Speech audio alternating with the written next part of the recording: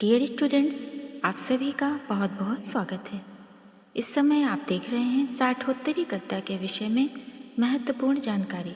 साठोत्तरी कविता का आरंभ, विकास, प्रवृत्तियाँ, परिस्थितियाँ, कवि और रचनाएं, सब कुछ आप इस वीडियो में देखेंगे और भी बहुत महत्वपूर्ण जानकारी जो हमेशा पूछी जाती है। तो आइए देखते हैं। साठोत्तरी कविता मूलतः सन 1967 के बाद की कविता को कहा जाता है। नई कविता, नवगीत, प्रगतिवादी कविता जैसी तमाम पूर्ववर्ती काव्य प्रवृत्तियों के साथ साठोत्तरी कविता या अकविता समानांतर चल रही थी। अज्ञेय, मुक्तिबोध, रघुवीर सहाय, गिरजा कुमार माथुर, सर्वेश्वर दयाल सक्सेना, धर्मवीर भारती, श्रीकांत वर्मा, प्रभाकर माझवे, केदारनाथ सिंह, राजेंद्र गौतम, केदारनाथ अग्रवाल, त्रिलोचन और शमशेर नागार्जुन आदि नई कविता, नवगीत और प्रगतिवाद के कवि साठोत्तरी युवा कवियों के साथ साथ रचनाशील दिखाई पड़ते थे। साठोत्तरी हिंदी कविता में अकविता, शुद्ध कविता, ठोस कविता, सहज कविता, ताजी कविता, सपाट कविता और युयुत्सु कविता, बिटनिक कविता, अस्वीकृत कविता, आक्रोशित कविता आदि तमाम प्रवृत्तियाँ एक साथ विद्यमान हैं। यही कारण है कि सन 1967 के बाद की इन तमाम काव्य प्रवृत्तियों को नामांकित करने के लिए एक समग्र नाम दिया गया। साठोत्तरी कविता इस आंदोलन से जुड़े राजकमल चौधरी, धूमिल, जगदीश चतुर्वेदी, कैलाश वाजपेयी, चंद्रकांत देवताले, कुमारेंद्र पारसनाथ सिंह, कुमार विकल, मुद्रा राक्षस, वेणुगोपाल, परेश, मनिका मोहिनी, प्रयाग शुक्ल, राजीव सक्सेना, मोना गुलाटी, कमलेश नर्मदा प्रसाद त्रिपाठी, स्नेहमयी त्रिपाठी, रमेश गौड़, श्याम परमार, ममता अग्रवाल, नरेंद्र धीर और केशु जैसे कवियों ने आज़ादी के बाद 20 वर्षों के इस कड़वे अनुभव को कविता का केंद्रीय विषय बनाकर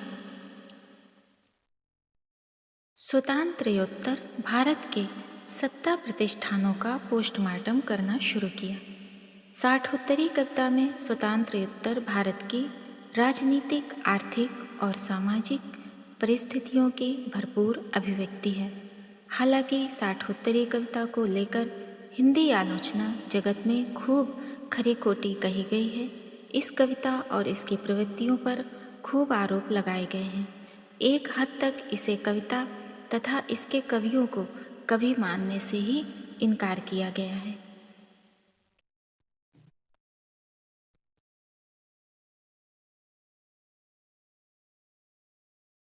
लेकिन साठोत्तरी कविता निराला और मुक्तिबोध की ही परंपरा का विकास है। निराला और मुक्तिबोध का स्वर साठोत्तरी कवियों तक पहुँचते पहुँचते व्यंग और विद्रोह में परिवर्तित हो गया। साठोत्तरी कविता अपने समय का जीवंत दस्तावेज प्रस्तुत करती है। इस धारा के युवा कवि चारों ओर व्याप्त अस्थिरता, अस्त व्यस्तता, अराजकता और टूटन के परिदृश्य को रेखांकित करते हैं। इस प्रकार साठोत्तरी कविता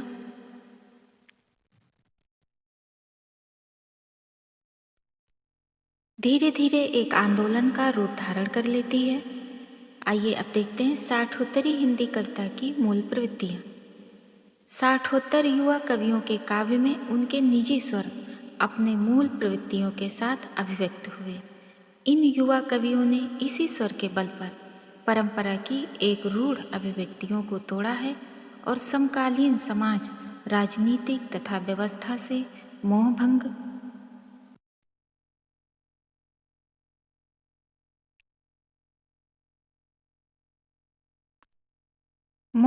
की स्थिति को उजागर किया है।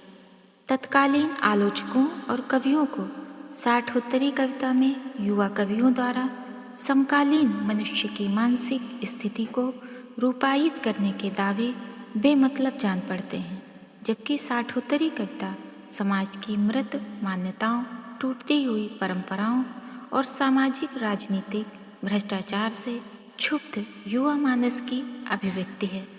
उसे आज की बिखरी हुई दोहरी जिंदगी और बदलते मानवीय संबंधों की अभिव्यक्ति कहा जाता है। अगर कविता जुलूस, नारे, लाठीचार्ज, कर्फ्यू, चुनाव, मतदान, भीड़ और संसद की बात करती है तो इसलिए कि वह मनुष्य को सही परिवेश में रखना चाहती है। जाहिर है ऐसे में 60 युवा कवि कविता में दूर की कौड़ी लाने के बजाय अपने समय के यथार्थ से मुठभेड़ करते हैं। वे चारों ओर व्याप्त सामाजिक, राजनीतिक, भ्रष्टाचार और व्यवस्था की गंदगी को सामान्य जन के सामने रखने और उसको साफ करने के लिए उसका सहयोग प्राप्त करने के लिहाज से अपनी कविता में आक्रोश,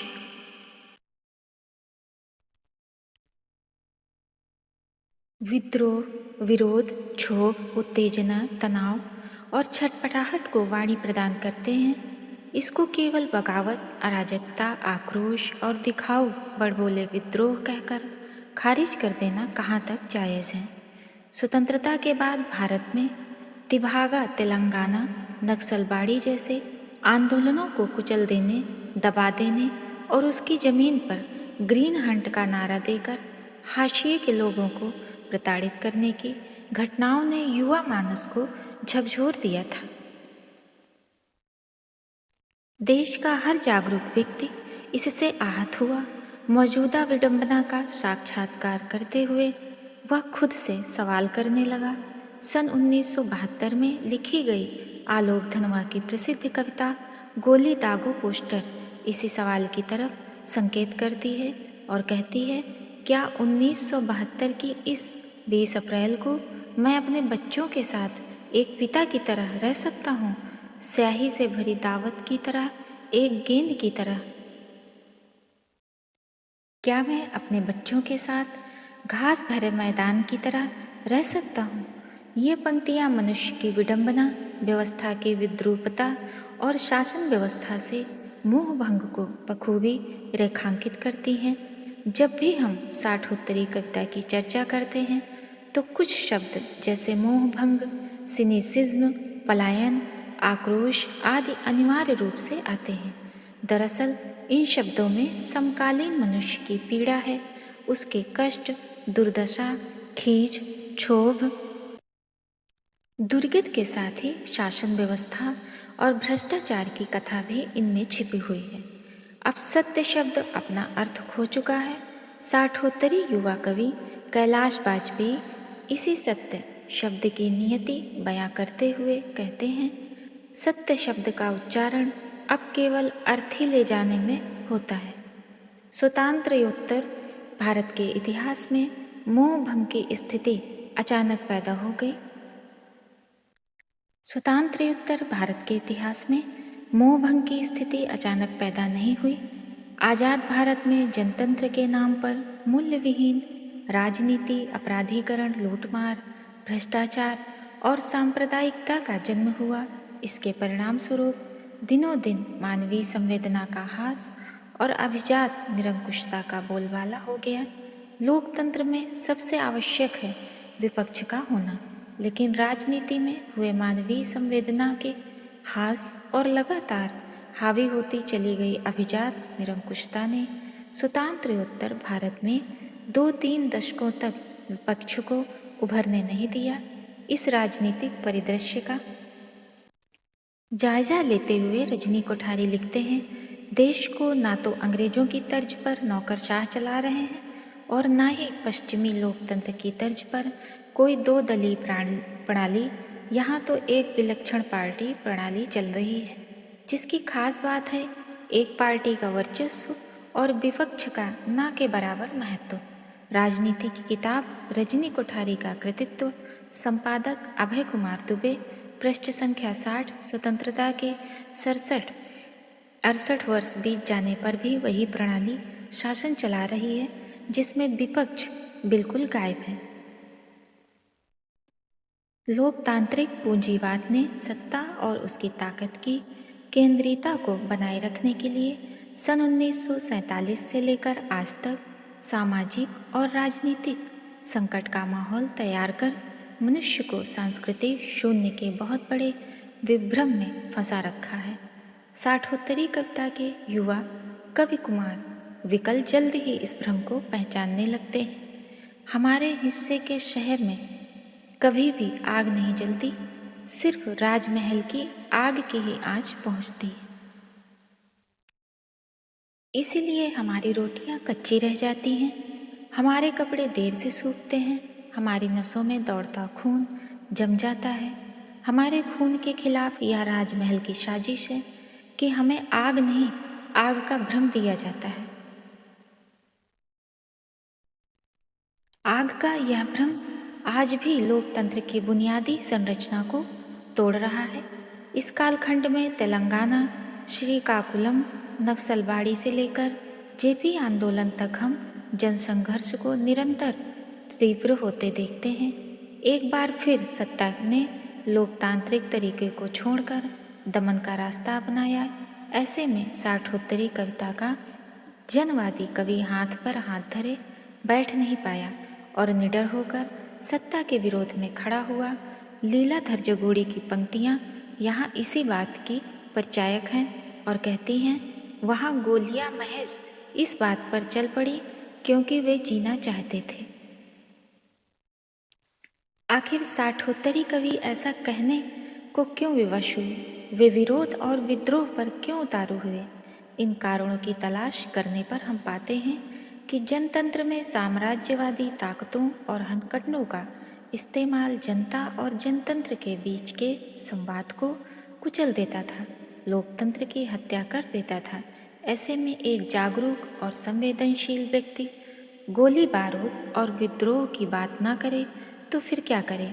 कुमारेंद्र की एक महत्वपूर्ण कविता की कुछ पंक्तियाँ देखिए।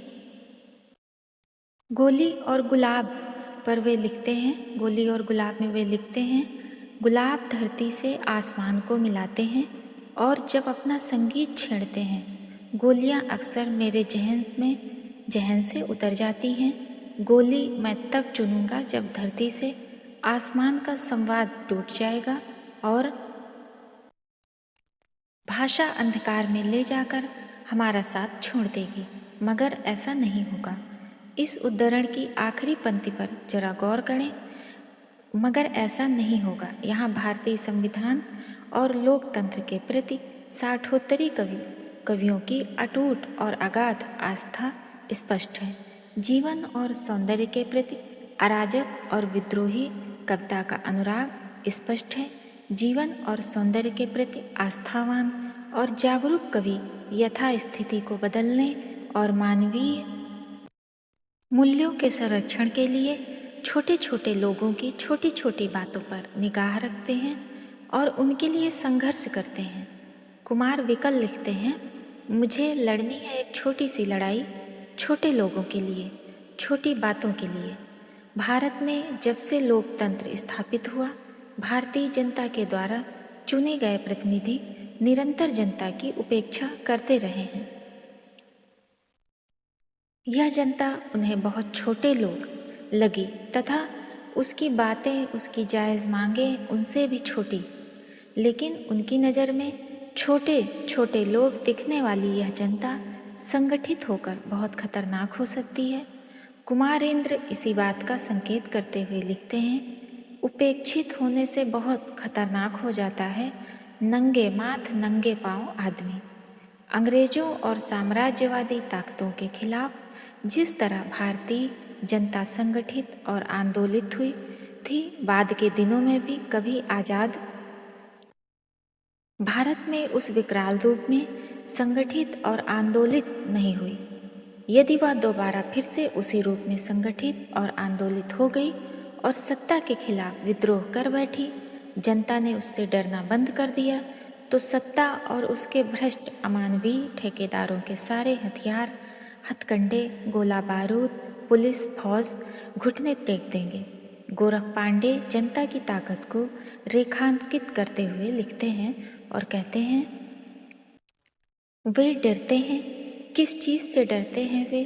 तमाम धन दौलत, गोला बारूद, पुलिस फौज के बावजूद वे डरते हैं कि एक दिन निहत्थे और गरीब लोग उनसे डरना बंद कर देंगे।